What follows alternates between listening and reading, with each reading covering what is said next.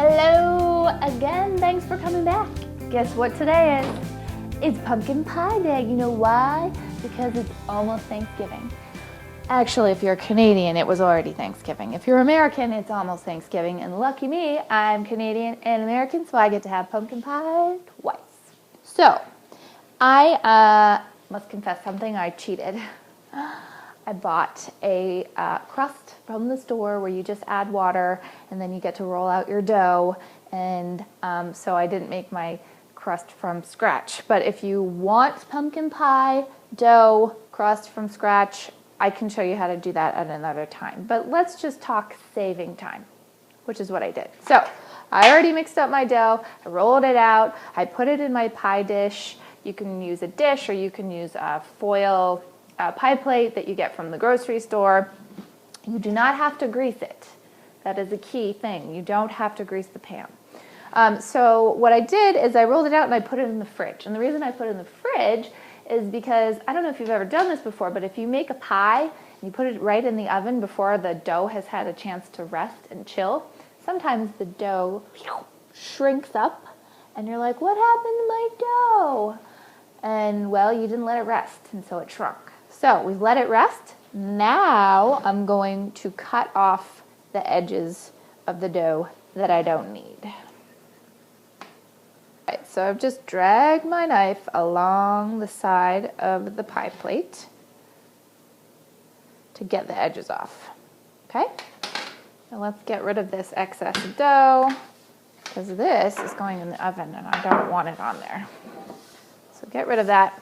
If you want, you can use this leftover dough to make croutons, to put on top of the pie, or you don't have to do that. So I'm going to leave the dough as it is right now, but if you want, you can crimp the edges with your fingers, or you can take a fork and make some nice little designs. Whatever you want to do is totally up to you. Step one, finished. Let's set this aside and let's deal with the pumpkin.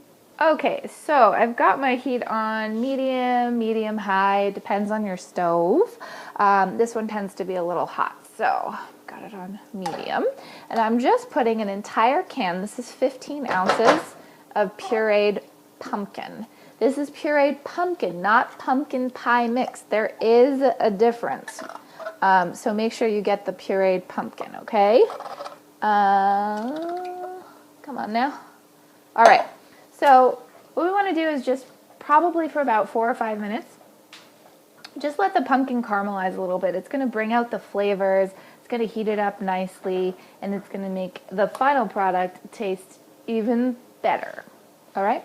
So just let that go there. Don't let it burn. Keep an eye on it. But if you can do 2 things at once, which I think you can, actually I know you can, we're going to come on over here. And I've already cracked 2 eggs into this bowl, which I'm going to whisk up like this.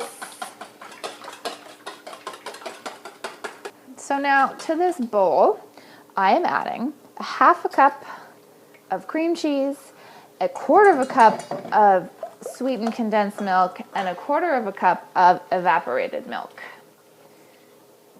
This is a bit of a hybrid pumpkin pie because I've added the cream cheese. I just like the silkiness that it gives me and that little extra bit of cheesy flavor.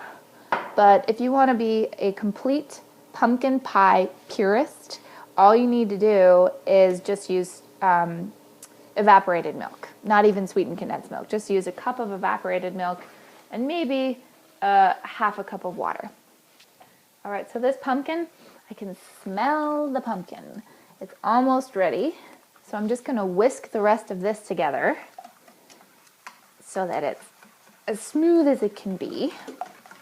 All right, that's good. Our pumpkin is ready. So what I'm going to do, I'm going to take this pumpkin off the heat. Set this down here, and I'm going to add 3/4 cup of granulated sugar and all of my spices. So, what is in the spice mix, you ask? Well, that's a really good question. We've got a 1/2 teaspoon of salt, a 1/2 teaspoon of ground ginger, a 1/2 teaspoon of nutmeg, 1/4 teaspoon of cloves, and a teaspoon of cinnamon, though I probably added 2 teaspoons because I really like cinnamon a lot. So I'm just mixing this all together.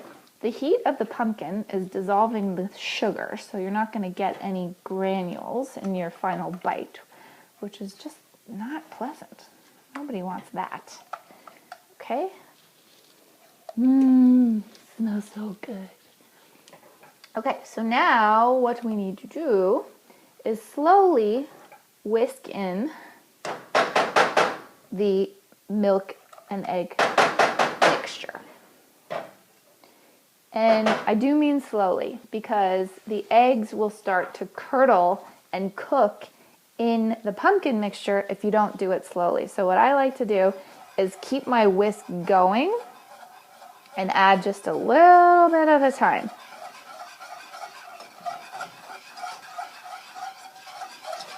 And you keep your whisk going to keep the eggs from cooking.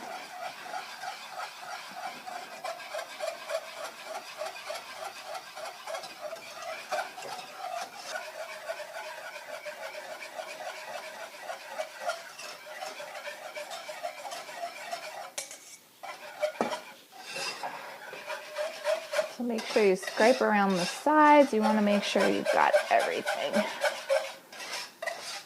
All right, we are ready to pour this into the pie shell. Let me get the pie shell. Okay, so I've got my pie shell. Notice that I put the pie shell on a cookie sheet. You want to put the pie dish on the cookie sheet before you put the filling in, because the last thing you want to do is try to pick up the pie sloshing around and then put it on the cookie sheet.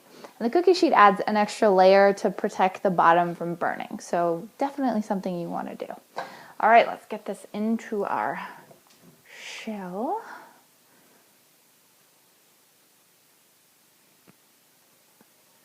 Oh yeah. And if you notice that some of the pumpkin on the bottom hasn't been incorporated, it's all good.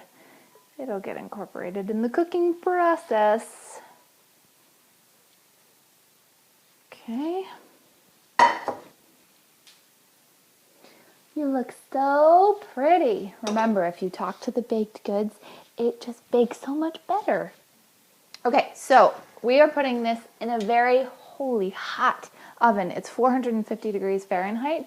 We're going to do that, bake this for 15 minutes at 450. At 15 minutes, it's very important that you set your timer, okay? At 15 minutes, you're going to turn the oven down to 300 and bake it for another 15 to 20 minutes. You'll know it's ready when you do the jiggle test. I'll show you the jiggle test in a minute, okay? I will see you at the jiggle test.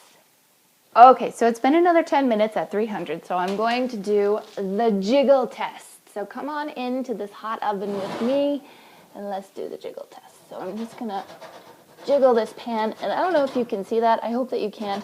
It jiggles like Jell-O. You know when Jell-O sets, it's not quite firm, but you know that it's all gonna stick together.